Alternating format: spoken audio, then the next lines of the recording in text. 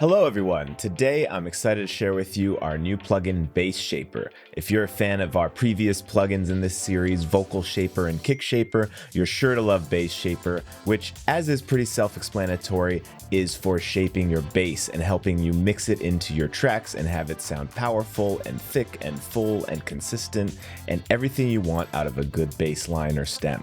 So today I'm going to show you all the different features of BassShaper as well as go through some before and after examples so you can hear how it sounds. Let's get going. So if you're familiar with our other plugins in this series, you'll find that BassShaper looks very similar. However, everything has been redesigned with the specific needs of your bass line taken into account. So each of these different features, although some of them may have the same names as in Vocal Shaper or Kick Shaper, they've all been tuned and changed in a completely different way to specifically be built for the bass. So starting off with the general controls. So up here we have our preset browser with a bunch of expertly crafted presets that are designed for a variety of different bassy needs. So they're a great place to start. You can also create your own presets, replace, delete, etc., etc. Down here, you're able to do A/B testing. So if I like a certain preset but want to hear how it sounds compared to my other one, you can go back and forth. You can copy between them. You can undo and redo functions right here. One cool feature that's really helpful when you're mixing is the phase flip button right here, where you can flip the phase of your bass line to hear if it sits better with the sounds in your mix that way. This reset button will reset everything except for the input and output gain. The auto gain compensation will allow you to automatically compensate for the gain that is introduced by the plugin, although some of the biggest benefits of this plugin are the added gain, so it depends how you want to use it. Over here you can turn on 4x linear oversampling, which can help you avoid unwanted aliasing, but it will dramatically increase the CPU power required, so it's not really needed in most cases. And then we've also got a limiter that goes before the output knob to avoid any clipping. And finally, you've got the bypass button to turn the plugin's effect on and off.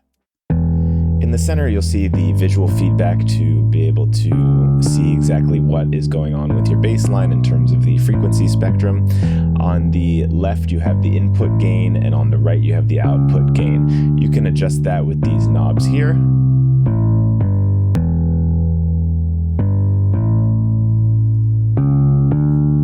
Double click to enter a value. And something to note here is that there is a minimum line right here. The plugin will really only be effective if your input gain is at least meeting that minimum threshold. So if you have a really quiet sound, let's say it's down here, you can use the input gain to make sure that it's commonly resting above the minimum threshold there. The deboom function uses a unique algorithm that is based on the bass line's amplitude that smoothens any excessive boominess and makes the bass sound much cleaner. Demud uses pitch tracking, which can help reduce the muddiness of a sound caused by note transitions and resonances. And additionally, what's great about this plugin is that you can get rid of all your bass riders because it has a leveling feature here so that it will essentially do what your bass riding plugin does, but do it in a better way. Because rather than focusing just on the amplitude of your bass, it's actually tuned to be based on a pink noise signal that was specifically tuned for this purpose. So it actually ends up resulting in a much smoother and more consistent bass line level than your typical bass riding plugin. The punch knob here is a pretty unique feature where it targets only the transient heavy portions of your bass line and either expands or compresses them based on how you turn the knob without compressing the entire bass line or doing what a typical transient designer does, which tends to miss softer transients. So typically this punch knob can be a lot more effective than those other options. The fade control allows you to shorten or lengthen bass notes by affecting the tail of the note, either compressing or expanding it depending on which way you turn the knob. The subtone knob is a low-frequency generator that can help enhance weak bass notes. It can generate these notes either at the root frequency or an octave below or an octave above, depending on which effect you want to go for. This can also significantly help with having your bass translate better over different or weaker systems outside of your studio monitors.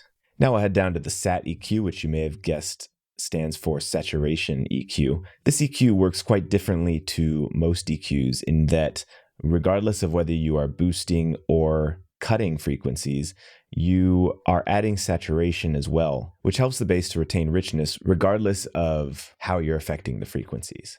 You've got your low, mid, and high bands, but then you also have a cut band that is at a 6 dB slope to cause minimal phase interference. Now, over in the enhanced section, you do have a compressor built in if you do feel that you need some strong compression for your bass. We also have heat, which is a perfect saturation color that's been tailored for bass lines if you feel that you need some dirt or grit added to your bass. The depth knob is actually based on the impulse response of a very famous hardware compressor, which even if you're not actually doing any compression, when you run it through this hardware, it gives it this subtle reverberant depth. And so that is actually where this character comes from. So it's not actually doing compression, but it gives you the depth of a very famous compressor that it's built on. And then finally, you've got your mix knob to where you can blend the processed and unprocessed signal for parallel processing. Now let's have a listen to BassShaper in action on a few different examples. I'll turn it off for now, and let's just start with this bass guitar sound.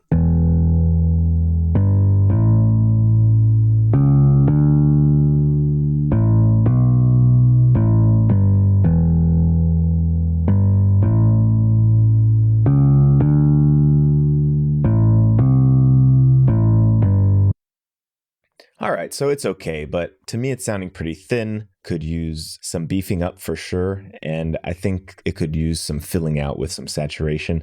So what I'm going to try is first to see if we have any presets that sound good on it. Let's try a few of them and see if they're a good starting point. Let's try acoustic bass.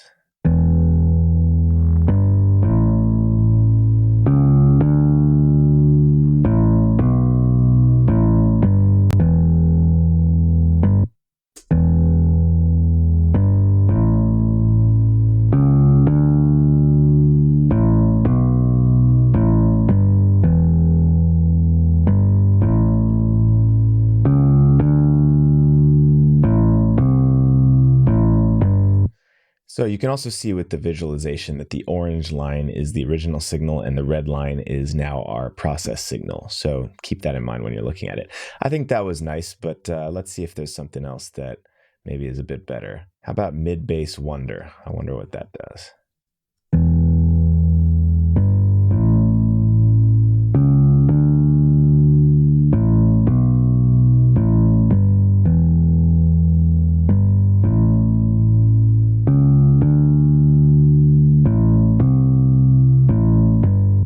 Pretty good, definitely more beefy in the bass, although now it's a bit more boomy. I think I would want to adjust that more, definitely. Let's try one more. Let's try Power Glide.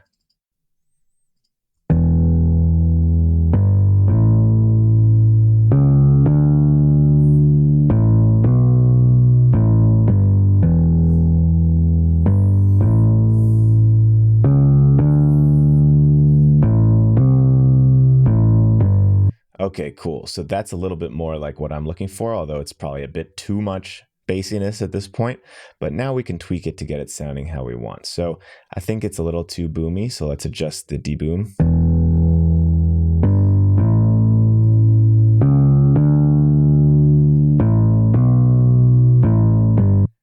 It's probably a little too much sub, so I'm going to tone that down a little bit.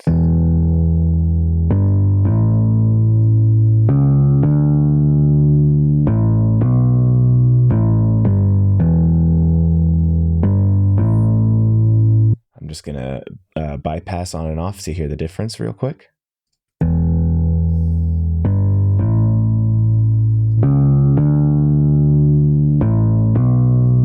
Just to do a better job of comparing between the before and after, I'm going to turn on the auto gain compensation, so we're not just listening to the difference in volume.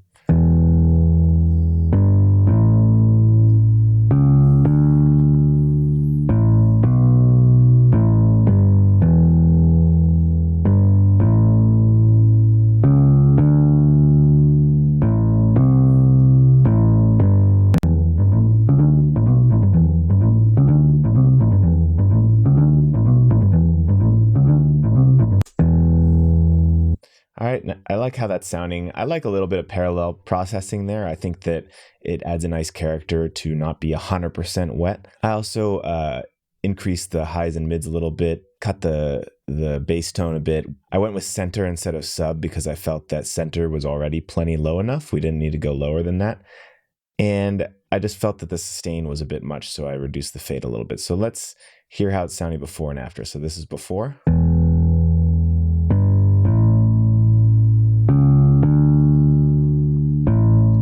And this is after.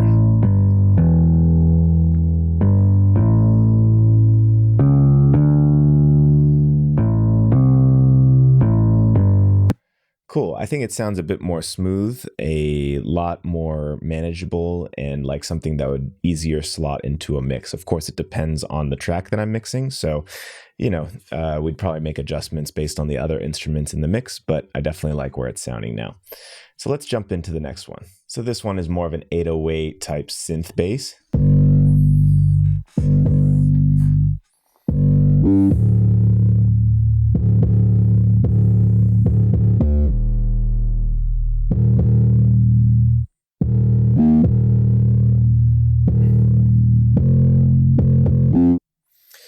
All right, so I think it's a little bit all over the place, a little bit muddy, and could use some taming in terms of the dynamics. So let's see if we have anything that sounds good in terms of the presets. How about Fix My 808? That sounds appropriate.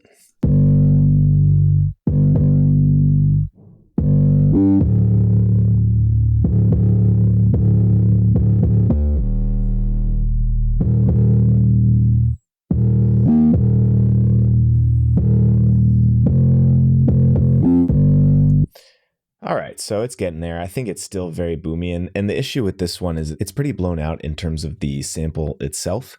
And then also from note to note, it can really have a much stronger, more boomy character or not. So it's going to need a lot of cleanup. So let's give it a try.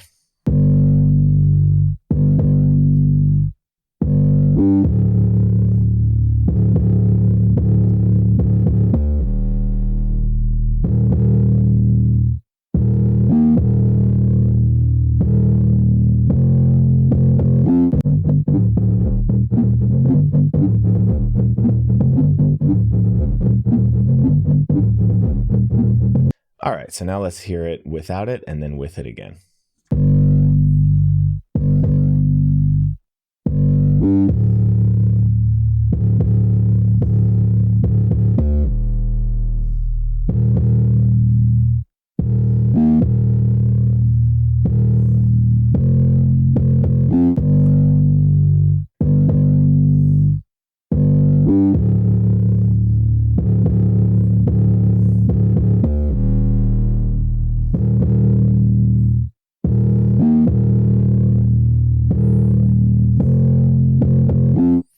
Okay, so I think we did a good job of taming that quite a lot. You can tell I used the deboom and the demud quite a bit. I just think that note towards the middle there, it just comes in and it just explodes the speakers just based on the frequency that it's hitting. And so we were able to really smoothen out the dynamics a lot and to not have it be so jarring note to note. I did do a cut of the highs. I feel like that helped a little bit with the blown out nature of the 808 sound. And then I just tweaked some of the other settings to just kind of get it to a point where I feel like it would be more usable in the context of a mix. Again, I'd probably adjust these differently depending on the track that we're working on. But in this case, I think it sounds a lot better than it did before. All right, now on to the next one. This one is another bass guitar.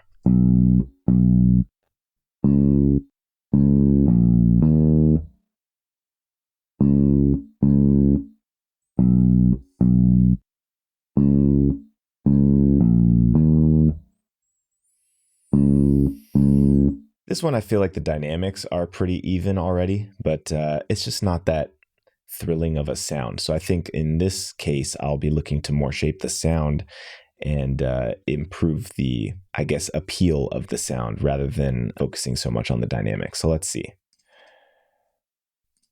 How about saturation sweep?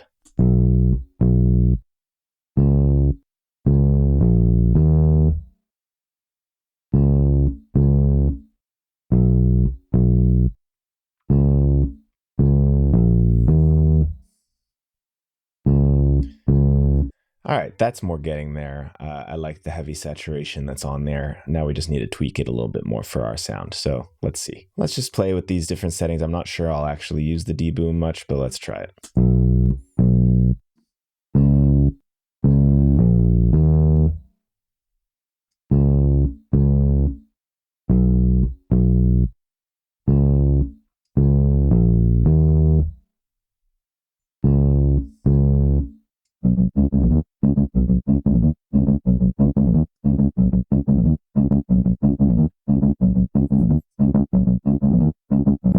All right, now let's hear the before and after.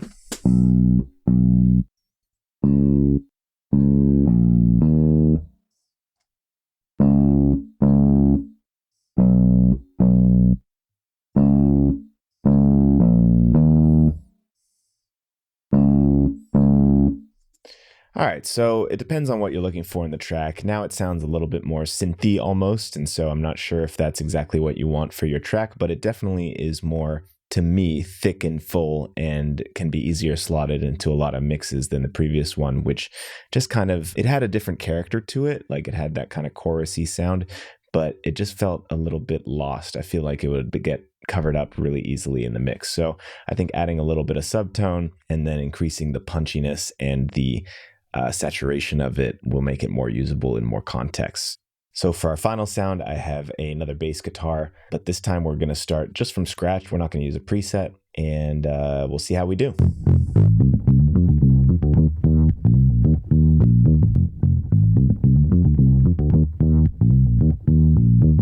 I feel like it's super bassy, which obviously is a great thing for bass, but not always. Sometimes you need it to be a little less subby. So I'm probably going to do a little bit of cutting and a bit of tone shaping, I would say. Might adjust the punch a little bit as well. So let's get started.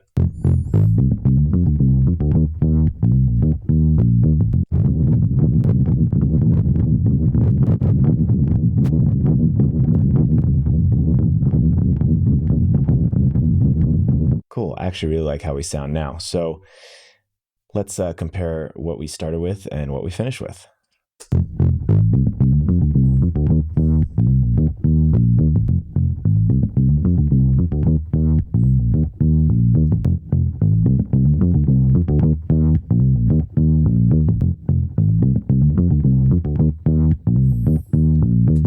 Much better. So mainly I would say that the dynamics are much improved. There were certain notes in the first version that just hit you really hard or really bassy, and now they're much more smoothed out while still retaining the natural human feel of the sound.